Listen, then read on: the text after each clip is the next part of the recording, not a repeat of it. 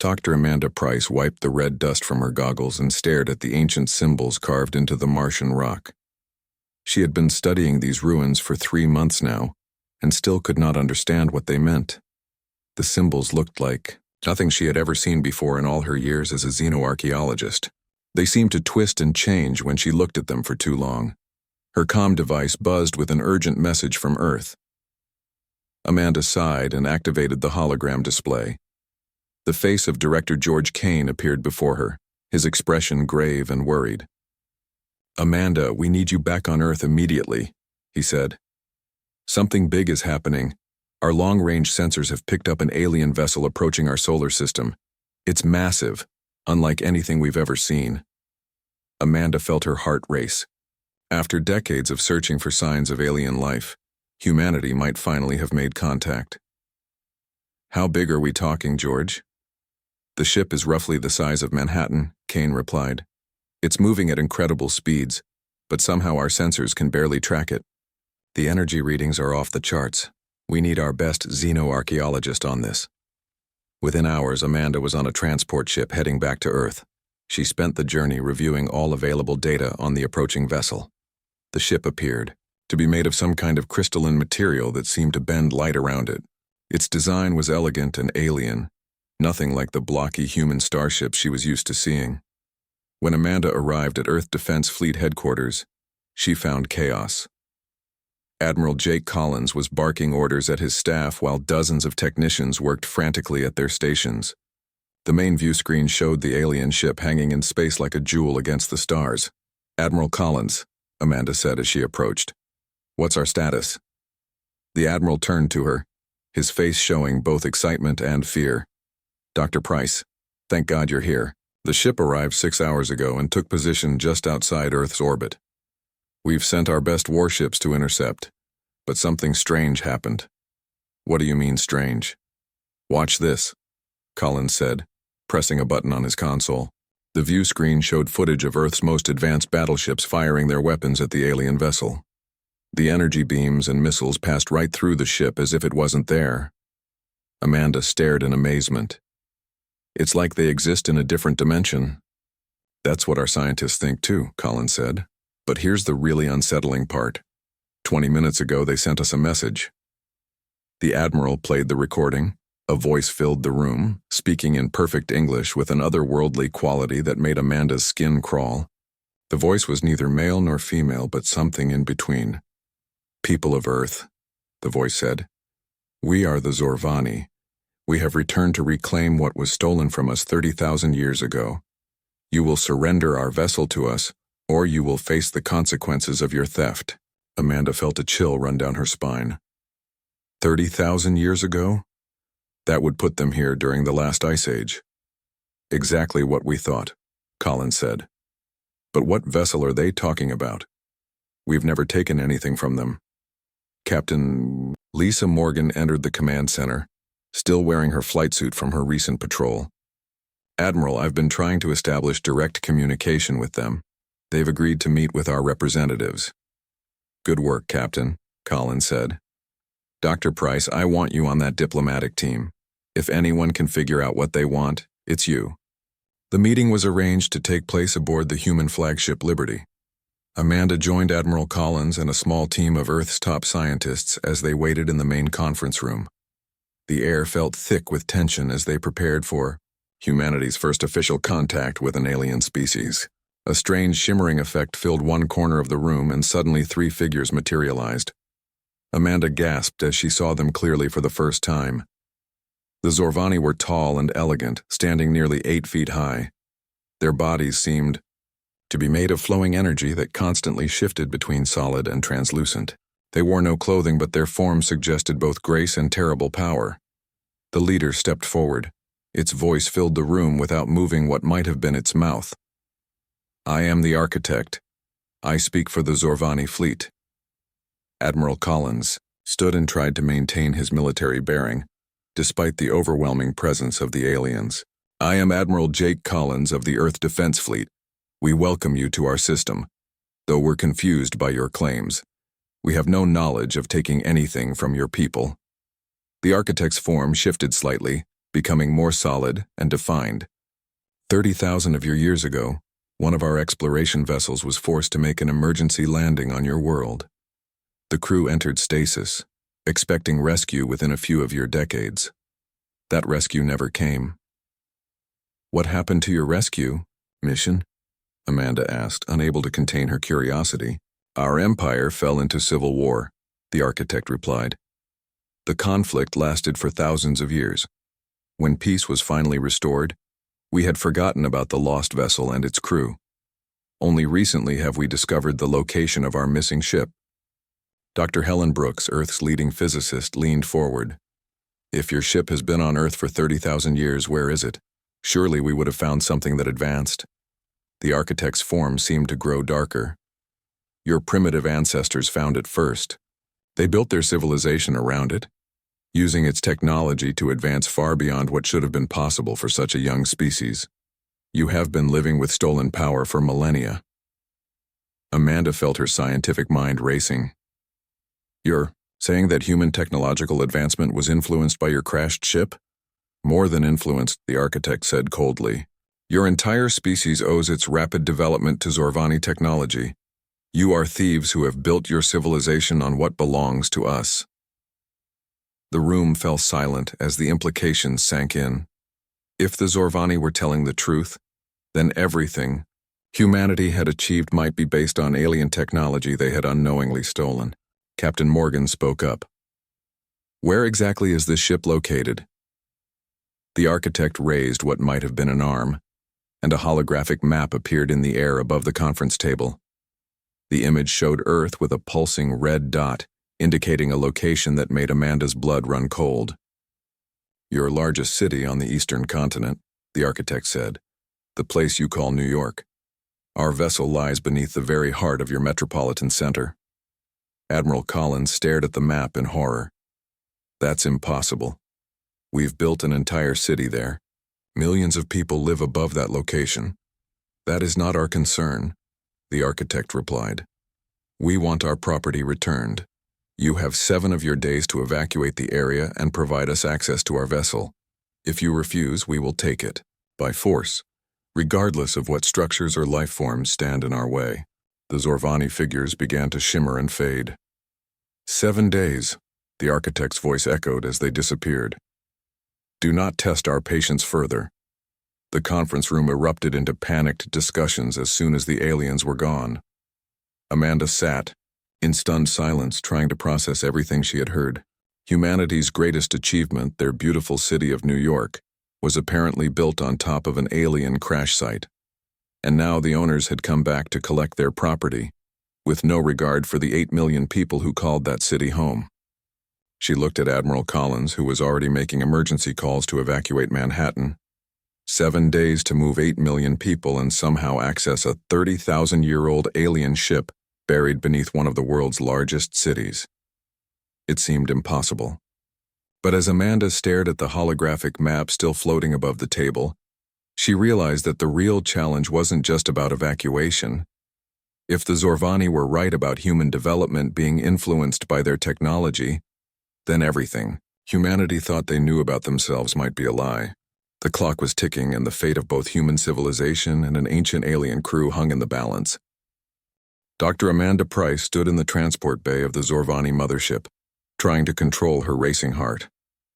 The alien vessel was unlike anything she had ever imagined. The walls seemed to be alive, pulsing with soft light that changed colors as she moved. The floor beneath her feet felt warm and somehow responsive to her presence. Admiral Jake Collins walked beside her, his military training keeping him alert despite the overwhelming strangeness of their surroundings. Behind them followed Dr. Helen Brooks and Professor Dan Wright, Earth's leading evolutionary biologist. The architect had agreed to show them the truth about their claims, but Amanda wondered if humanity was ready for what they might learn. The architect appeared before them without warning, its shifting form more solid than during their first meeting. "Follow me," it said, its voice echoing in their minds rather than their ears. "You will see the truth of what your species has done." They walked through corridors that seemed to stretch and bend in impossible ways. Amanda tried to take notes but found that her instruments were acting strangely in the alien environment. Her scanner kept giving readings that made no sense, as if the ship existed in multiple dimensions at once. "Your technology is primitive," the architect observed, apparently reading her thoughts, "but it will serve to record what you need to see." They entered a vast chamber filled with floating holographic displays. The architect gestured, and the displays came to life, showing images that made Amanda gasp in amazement. She saw Earth as it was 30,000 years ago, covered in ice and populated by small groups of early humans struggling to survive. "This was your world when our ship arrived," the architect explained. "Watch and learn what really happened to your species." The hologram showed a sleek Zorvani vessel streaking through Earth's atmosphere, clearly damaged and out of control. It crashed into a glacier with tremendous force, creating a crater that would later become hidden beneath layers of ice and rock. Professor Dan Wright stared at the images with growing excitement and horror. "The timing matches perfectly with the sudden acceleration of human cognitive development," he whispered. "But this suggests something impossible." The architect manipulated the display, showing the crash site over time. "Our crew of 12 entered emergency stasis immediately after the crash," it continued. "The ship's automated systems activated protective fields and began standard repair procedures. However, something unexpected occurred. The hologram zoomed in on the crash site, revealing groups of early humans who had been drawn to the area by the strange lights and warmth emanating from the buried vessel. Amanda watched in fascination as the primitive humans made shelters near the crash site, apparently seeking protection from the harsh Ice Age conditions. "Your ancestors were curious creatures," the architect said. "They were drawn to our ship's energy emissions. The protective field that kept our crew alive also began to affect the humans who lingered nearby." Dr. Brooks stepped closer to examine the readings her instruments were picking up. "The energy signatures are incredible," she said. "If this field was active for thousands of years and humans were exposed to it for generations." "You begin to understand," the architect replied. "Our technology does not simply create tools or weapons. It enhances consciousness itself. The field around our ship slowly altered the neural development of every human who lived near the crash site." Professor Wright felt his knees go weak as the implications hit him. "You're saying that human intelligence didn't evolve naturally. Our capacity for language, art, complex thinking. It all came from exposure to your ship." The holographic display showed the passage of millennia in fast motion. Amanda watched as generation after generation of humans lived near the crash site, each one slightly more advanced than their parents. She saw the development of sophisticated tools, the creation of art, and the birth of complex languages. All of it centered around the area where the Zorvani ship lay buried. "The most disturbing part," the architect continued, "is that our ship's systems learned from your people as well. The stasis chambers were designed to keep our crew's minds active while their bodies slept. Over thousands of years they began to dream your dreams and think your thoughts." Admiral Collins found his voice at last. "You're telling us that your crew has been connected to human consciousness for 30,000 years? "In a manner of speaking, yes," the architect replied. "The boundary between Zorvani and human thought became blurred. Our crew experienced your wars, your love, your creativity, and your suffering. They are no longer purely Zorvani." The display changed to show modern Earth focusing on New York City. Amanda could see the outline of the buried ship extending far beneath the city's foundations. The vessel had grown over the millennia, its living metal spreading root-like tendrils through the bedrock. "Your Empire State Building, your subway tunnels, your entire urban infrastructure," the architect said. "All of it was unconsciously guided by proximity to our ship's influence. Every major technological breakthrough in that region was inspired by contact with our systems." Dr. Brooks was frantically taking readings with her equipment. "The energy patterns are everywhere," she said in amazement. "The entire electrical grid of Manhattan is somehow synchronized with alien technology." Professor Wright was studying the biological data with growing alarm. "If human evolution was artificially accelerated, what does that mean for our species now? Are we dependent on this alien influence?" The architect's form darkened slightly. "That is precisely why we must reclaim our vessel. Your species has been contaminated by Zorvani consciousness, and our crew has been contaminated by human emotions and irrationality. Both must be purified." Amanda felt a chill run through her. "What happens to the humans living above the ship if you remove it?" "That is not our concern," the architect replied coldly. "Your species will survive, though you may find yourselves diminished. You will return to what you were meant to be without our influence." "And your crew?" Admiral Collins asked. They will be cleansed of human contamination and restored to proper Zorvani consciousness, the architect said. The hybrid thoughts and emotions they have absorbed will be purged from their minds. The holographic display showed projections of what would happen when the ship was removed. The geological instability would be catastrophic, potentially destroying half of the eastern seaboard. But beyond the immediate destruction, Amanda realized there might be even worse consequences. You're talking about lobotomizing both species, she said, her voice shaking with anger. Your crew has been part of human consciousness for 30,000 years. They've experienced everything that makes us human, and humans have been shaped by Zorvani influence for our entire recorded history. You can't just undo that without destroying what both species have become. The architect turned its attention fully on Amanda, and she felt the weight of an alien intelligence that was vast and cold. Your emotional attachment to this contamination is exactly the kind of irrationality that proves our point. Both species must be restored to their pure forms. Professor Wright stepped forward, his scientific mind working frantically. But what if the contamination isn't actually harmful? What if this blending has created something new and valuable? Hybrid vigor exists in biology. Maybe it exists in consciousness too. Impossible, the architect replied. Zorvani consciousness is perfect and ordered. Human thought is chaotic and destructive. The combination weakens both. Dr. Brooks looked up from her instruments with excitement. Admiral, I'm detecting something the architect might not be aware of. The ship's AI systems aren't just influenced by human thought. They've been evolving, adapting, learning. This isn't contamination, it's growth. The architect's form flickered with what might have been uncertainty. You will return our property as agreed. The decision has been made by the Zorvani High Council. As they were transported back to the Liberty, Amanda's mind raced with possibilities. The architect saw the blending of human and Zorvani consciousness as contamination to be purged. But what if it was actually evolution? What if 30,000 years of shared dreams and thoughts had created something that neither species could achieve alone? She looked at her colleagues and saw the same realization dawning in their eyes. They weren't just fighting to save New York City or even humanity. They were fighting to preserve a new form of consciousness that had been growing beneath the earth for millennia. A consciousness that might hold the key to both species' future. The question was whether they could prove it before the Zorvani decided to take their ship back by force, regardless of the cost to either species. Time was running out, and Amanda knew that the fate of two civilizations now hung in the balance of understanding what it truly meant to be human, or Zorvani, or something entirely new. Dr. Amanda Price descended into the depths beneath Manhattan through a maintenance tunnel that had been hastily cleared by city workers. The excavation team moved carefully through the narrow passages, their equipment humming softly in the darkness. She could feel something strange in the air, a tingling sensation that made her skin crawl and her instruments give erratic readings.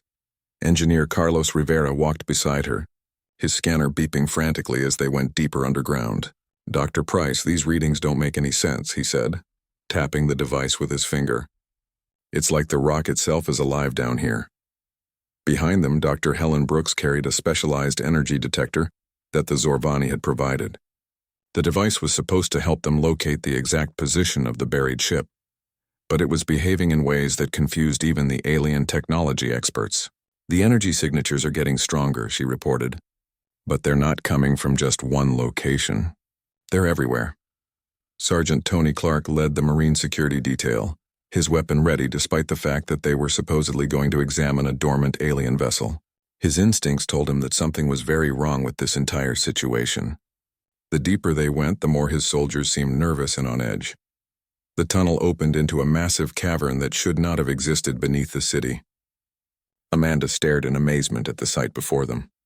The walls of the cavern were not made of natural rock, but of some kind of metallic substance that pulsed with soft light. The material looked organic, almost like the inside of a living creature. This is impossible, Carlos whispered. The city blueprints show solid bedrock in this area. There's no way a cavern this large could exist without someone knowing about it. Dr. Brooks activated her scanner and immediately got readings that made her step backward in shock. Amanda, this entire cavern is made of the same material as the Zorvani ship. It's not just buried down here. It's grown. They moved deeper into the cavern, following a path that seemed to have been carved specifically for human-sized beings. The walls around them hummed with energy, and Amanda noticed that her headlamp was no longer necessary. The metallic surfaces provided their own illumination, responding to their presence like a living thing. Major Steve Parker, the military engineer assigned to assess the structural implications, stopped suddenly and pointed at the wall beside him. "Look at this," he said, his voice filled with amazement. "These aren't random growths. They're following the same patterns as the city's infrastructure above us." Amanda examined the metallic tendrils that Steve had discovered. They twisted upward through the rock, following paths that exactly matched the subway lines, electrical conduits, and water mains of Manhattan. "It's like the ship has been studying the city as it grew," she said, "learning from human engineering and adapting to it." Carlos pulled out a portable drilling unit and carefully extracted a sample of the metallic material. As soon as his drill touched the surface, the entire cavern responded with a low harmonic sound that seemed to come from everywhere at once. "Did everyone else hear that?" he asked, looking around nervously. Dr. Brooks was frantically recording energy readings that continued to climb beyond what her instruments could measure. "The ship is definitely active," she said, "but these patterns don't match anything in our database of Zorvani technology. It's like it's become something completely different." They continued deeper into the network of caverns and passages that the ship had created over millennia. Amanda began to realize that they weren't just looking at a crashed alien vessel. They were inside a vast organism that had been growing and evolving beneath New York City for 30,000 years.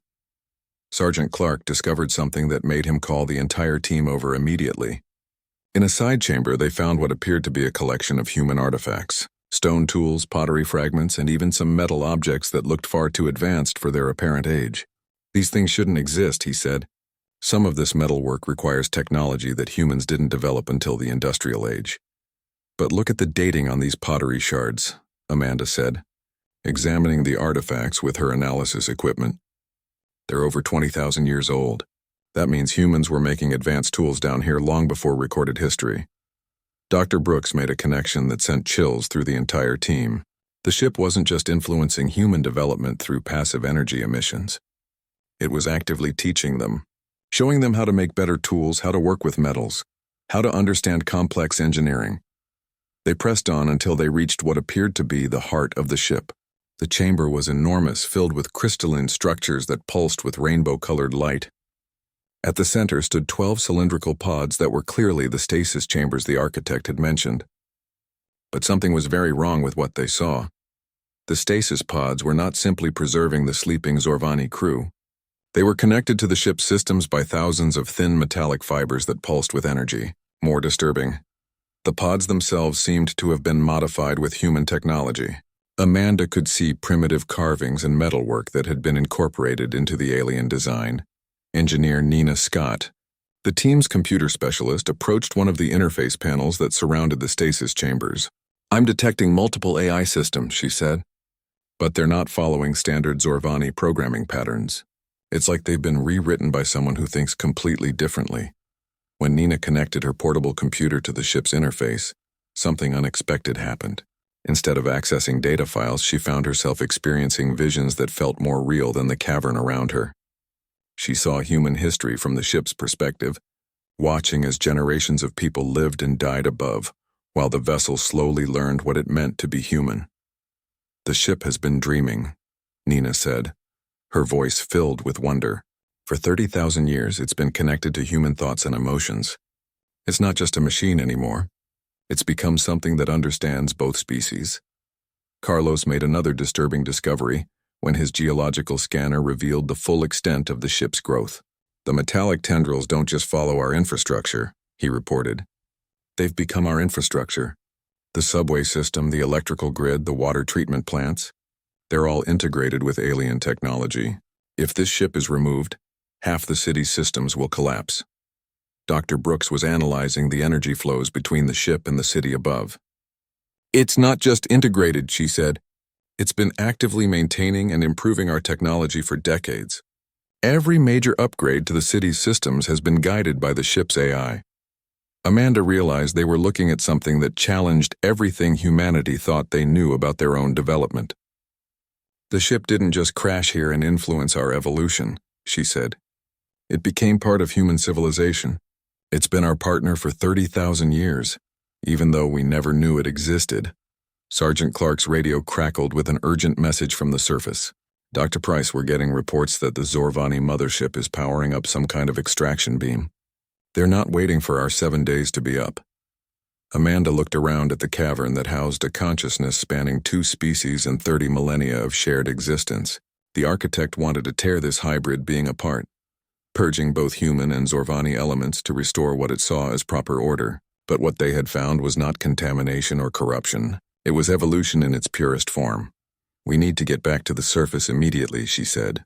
But first, Nina, can you establish a communication link with the ship's AI? If we're going to save both species, we need to understand what this hybrid consciousness actually wants. Nina nodded and began working to create a stable connection between her equipment and the ship's vast network. As she worked, Amanda could only hope that they would have time to prevent the architect from destroying something that might represent the future of both human and Zorvani civilization. The architect stood on the bridge of the Zorvani mothership, its form crackling with angry energy as it watched the readings from the buried vessel below. What it saw filled it with rage that burned like cold fire through its consciousness. The ship that had been lost for 30,000 years was no longer truly Zorvani. It had become something else, something that violated every principle of purity that the Zorvani held sacred. Begin the extraction process, the architect commanded its crew. I will not allow this contamination to continue for another moment. Deep beneath Manhattan, Admiral Jake Collins coordinated the largest evacuation in human history while trying to maintain order in a city on the edge of panic. 8 million people could not be moved in a matter of hours, but the Zorvani were not willing to wait. Military transports filled the sky above New York as civilians streamed out of the city by every available route. Captain Lisa Morgan monitored the Zorvani mothership from the Bridge of the Liberty, watching in horror as massive energy collectors began to emerge from the alien vessel. Admiral, they're charging some kind of extraction beam, she reported. Energy readings are off the charts. If they fire that thing at Manhattan, how long do we have? Collins asked, though he dreaded the answer. At current charging rates, maybe 2 hours, Morgan replied. Sir, our weapons are still useless against their shields. We can't stop them. In the depths beneath the city, Dr. Amanda Price and her team worked frantically to establish communication with the hybrid ship's consciousness. Engineer Nina Scott had managed to create a stable interface, but what they found when they connected was far more complex than anyone had imagined. The ship's AI did not speak in words, but in pure emotion and imagery that flooded their minds. Nina found herself experiencing 30,000 years of shared dreams between human and Zorvani consciousness. She saw the slow awakening of something that was neither fully alien nor human, but something entirely new. It doesn't want to leave. Nina gasped as she disconnected from the interface. The ship has become attached to Earth, to humanity. It sees this world as its home now. Dr. Helen Brooks was monitoring the energy patterns that flowed between the ship and the city above. There's something else, she said. The ship isn't just refusing to leave. It's actively resisting the Zorvani extraction beam. It's using the city's own infrastructure to create some kind of defensive field. Above ground, Lieutenant Paul Jackson sat in his mobile command unit watching his computer screens in amazement. Every electronic system in Manhattan was behaving strangely, as if controlled by a single massive intelligence. Traffic lights synchronized in patterns that defied their programming. Power grids rerouted electricity in ways that should have been impossible. Even cell phone networks were being reorganized to carry data more efficiently. Colonel, the entire city is acting like one giant computer, Jackson reported to his superior. Something is coordinating every electronic device in Manhattan.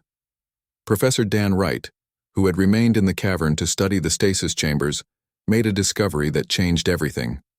As he examined the sleeping Zorvani crew more closely, he realized that their transformation went far beyond what the architect had admitted. The crew members were no longer purely Zorvani in any meaningful sense. Dr. Price, Wright called out excitedly. You need to see this. The crew in stasis, they're not just connected to human consciousness. They've been physically changed by 30,000 years of exposure to human thought patterns. Their brain structures have adapted to process human emotions and creativity. Amanda rushed to Wright's position and saw what he meant. The stasis pods showed detailed readings of the crew's neurological activity, and the patterns were unlike anything in Zorvani records. "They're dreaming human dreams," she whispered. "After all this time, they've become as much human as Zorvani." The ship's hybrid consciousness seemed to sense their understanding and responded by opening new pathways through the cavern system. The team found themselves able to move freely through areas that had been sealed before, as if the ship was inviting them to explore its full extent. Engineer Carlos Rivera discovered chambers filled with human artifacts from across the millennia, carefully preserved and studied by the ship's systems. "It's been learning from us for 30,000 years, he said in amazement. "Every tool, every piece of art, every innovation. The ship has been cataloging human creativity and incorporating it into its own development." On the surface, the first effects of the Zorvani extraction beam became visible as a column of twisted spacetime formed above Manhattan. The air itself seemed to bend and warp as alien technology reached down toward the buried ship. But instead of yielding to the extraction force, something remarkable happened. The hybrid ship fought back. Every metal structure in Manhattan suddenly became part of a massive antenna array that channeled defensive energy upward. The Empire State Building, the Chrysler Building, and dozens of other skyscrapers began to glow with the same rainbow light that filled the ship's core chambers. Major Steve Parker watched from his observation post as the city itself became a weapon. "This is impossible," he radioed to Admiral Collins. "The ship is using our entire urban infrastructure as a defensive system. It's turning Manhattan into a fortress." The architect felt the resistance and increased the power of the extraction beam. But the hybrid ship responded by creating localized distortions in space-time that protected the areas with the highest civilian populations. Even while defending itself, the alien consciousness was trying to minimize harm to the humans it had grown to care about. Captain Morgan detected new energy signatures as more Zorvani vessels emerged from hyperspace around Earth. "Admiral, we have multiple alien ships appearing throughout the solar system. It looks like the architect called for reinforcements. But something unexpected happened as the new ships took their positions. Several of them broke formation and moved away from the main fleet. Their crews had apparently been monitoring the situation and were questioning the architect's orders to forcibly extract the hybrid." Dr. Brooks made a crucial discovery as she analyzed the energy exchanges between the attacking mothership and the defending consciousness below. The ship isn't just defending itself, she realized. It's trying to communicate with the other Zorvani vessels. It's showing them what it's learned about cooperation and growth through diversity. In the depths of the ship, Nina Scott established a direct connection with one of the awakening crew members. The Zorvani officer, after 30,000 years of shared human experience, no longer supported the architect's rigid views about purity and separation. "We have become something new," the hybrid crew member communicated through the ship's interface. "Neither purely human nor purely Zorvani, but something that combines the best of both species. The architect fears this evolution because it challenges everything our old empire believed about superiority and control." Amanda realized that they were witnessing more than just a battle over a lost ship. This was a conflict between two completely different philosophies about consciousness, growth, and what it meant to be alive. The architect represented the old Zorvani way of rigid hierarchy and purity. The hybrid ship represented a new possibility where different forms of consciousness could merge and grow stronger together. As the extraction beam intensified and the ship's defenses pushed back harder, the fate of both species hung in the balance. But Amanda could see that something was changing among the Zorvani fleet. Ships that had initially supported the architect were now questioning whether the hybrid consciousness should be destroyed or celebrated as a new form of life. The battle for Manhattan had become a battle for the future of consciousness itself, and the outcome would determine whether diversity and cooperation could triumph over fear and the desire for control. The first stasis pod opened with a soft hiss that echoed through the cavern beneath Manhattan. Dr. Amanda Price watched in amazement as a figure emerged from the crystalline chamber, moving with grace that seemed both alien and strangely familiar. The being that stepped out was clearly Zorvani in basic form, but something fundamental had changed during the 30,000 years of sleep. Captain Susan Dale, as she had come to think of herself through millennia of shared human dreams, looked around the cavern with eyes that held both ancient wisdom and newly awakened curiosity. Her form shifted between the traditional Zorvani energy patterns and something more solid, more connected to the physical world that humans inhabited. "I remember everything," she said, her voice carrying harmonics that resonated with both alien technology and human emotion. "Every human life lived above us, every dream shared, every moment of joy and sorrow experienced by your species. We are no longer what we once were."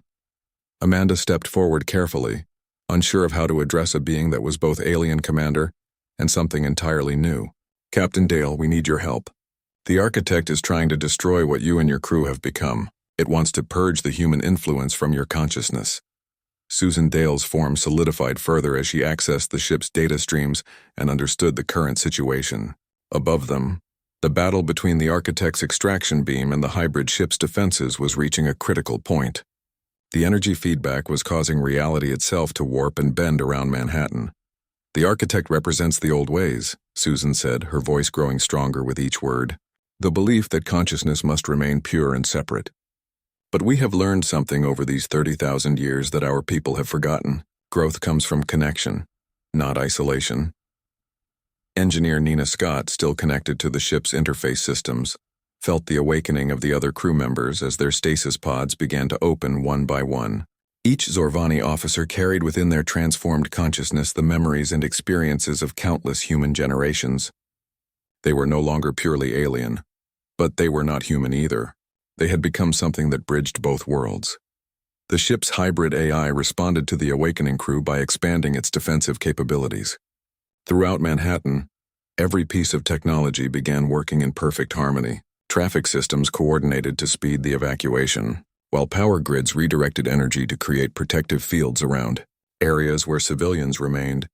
Trapped Admiral Jake Collins watched from his command center as something impossible happened on his tactical displays. The Earth Defense Fleet ships that had been powerless against Zorvani technology suddenly found their weapon systems enhanced by energy streams from the hybrid ship below. The vessel was sharing its advanced capabilities with human technology, creating a combined defense that neither species could have achieved alone. "Admiral," Captain Lisa Morgan reported from the Liberty, "our weapons are somehow interfacing with alien technology. We're getting targeting solutions on the architect's ship that should be impossible with our sensors." Above Manhattan, the space around the Zorvani mothership began to ripple as the hybrid consciousness demonstrated capabilities that surprised even the architect. The ship below was not just defending itself but actively teaching human technology how to adapt and evolve in real time. Professor Dan Wright, studying the awakened crew members, made a remarkable discovery. "Dr. Price, these beings aren't just influenced by human consciousness. They've developed the capacity for human-style creativity and innovation. They're thinking in ways that pure Zorvani consciousness cannot achieve." The architect felt its certainty wavering as it watched the impossible coordination between human and hybrid technology. The extraction beam, which should have easily overpowered any Earth-based resistance, was being countered by innovations that emerged faster than Zorvani systems could adapt to them. Captain Susan Dale connected directly with the ship's communication array and began broadcasting to the other Zorvani vessels in the fleet. Her message carried not just words but the emotional weight of 30,000 years of shared experience with humanity. "My fellow Zorvani," she broadcast, "you have been told that we are contaminated and must be purged. But contamination implies poison, and what we have found is nourishment. Human consciousness has not weakened us. It has shown us possibilities we never imagined." Throughout the Zorvani fleet, crews that had followed the architect without question began to experience doubt. The message from the hybrid consciousness carried with it glimpses of human creativity, love, sacrifice, and hope. Many Zorvani officers had never experienced such emotional depth and found themselves questioning their empire's rigid beliefs about superiority and purity. "Doctor, Helen Brooks detected massive energy shifts as several Zorvani ships broke away from the main fleet. They're not just questioning orders," she reported excitedly. "Some of them are actively moving to protect the hybrid ship." The architect realized that its authority was crumbling as more ships defected from the extraction mission. The hybrid consciousness was not just defending itself physically, but was spreading ideas that challenged the fundamental structure of Zorvani society. Lieutenant Paul Jackson, coordinating the technological integration between human and hybrid systems, made a breakthrough that changed the entire battle. "The ship isn't just sharing its technology," he reported. It's teaching our systems how to grow and adapt independently. We're not becoming dependent on alien tech. We're learning to evolve our own. In the depths beneath the city, the fully awakened Zorvani crew worked with Amanda's team to demonstrate something that the architect had declared impossible. Human creativity combined with Zorvani knowledge was producing innovations that neither species could have. Achieved alone, engineer Carlos Rivera watched in amazement as the hybrid consciousness helped him design new, defensive systems in real time. "It's not replacing human engineering," he said. "It's showing us how to think about problems in completely new ways." The turning point came when Captain Susan Dale opened a direct communication channel to the architect itself. For the first time in 30,000 years, she spoke directly to her old commander. But now she spoke with the wisdom of both species. "Architect," she said, her voice carrying the weight of millennia, "you seek to preserve what the Zorvani were, but you ignore what we could become. These humans have shown us that consciousness grows stronger through diversity, not weaker. Their chaotic creativity has given us abilities we never possessed in our ordered perfection." The architect's form flickered with uncertainty as it processed this challenge to everything it believed. "You have been corrupted by primitive emotions and irrational thoughts. You are no longer Zorvani." "You are correct," Susan replied. "We are no longer purely Zorvani, but we are also not human. We have become something new, something that understands both order and chaos, both logic and emotion. We are what both species could evolve into if they choose cooperation over domination." The hybrid ship responded to this declaration by opening its consciousness to any Zorvani who wished to experience what the crew had learned. Across the fleet, alien officers found themselves temporarily connected to 30,000 years of human experience. They felt love, loss, hope, and the incredible drive to create and explore that defined humanity. Many Zorvani ships powered down their weapons and requested permission to study the hybrid consciousness more closely. The architect found itself commanding a fleet that no longer believed in the mission to destroy what they now saw as evolution rather than contamination. Faced with the collapse of its authority and the growing understanding that the hybrid consciousness represented advancement rather than corruption, the architect made a choice that surprised everyone. It powered down the extraction beam and requested a direct meeting with both human and hybrid representatives. The final negotiations took place in the Great Chamber beneath Manhattan, with representatives from all three groups working together to establish a new relationship. The hybrid ship would remain on Earth, serving as a bridge between human and Zorvani consciousness. Some Zorvani chose to return to their distant worlds, carrying news of what they had discovered. Others remained to study and participate in this new form of existence.